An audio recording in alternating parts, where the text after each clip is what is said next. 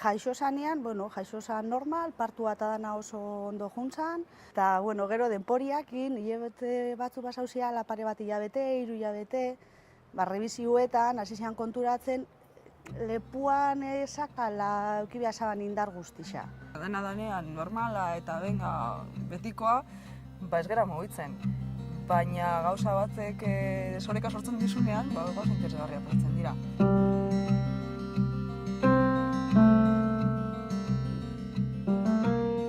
Hombre, es gente que requiere unos cuidados, ¿no? Y unas atenciones, pero también requieren pues todo lo demás, o sea, toda la normalidad que se le pueda dar, entiendo.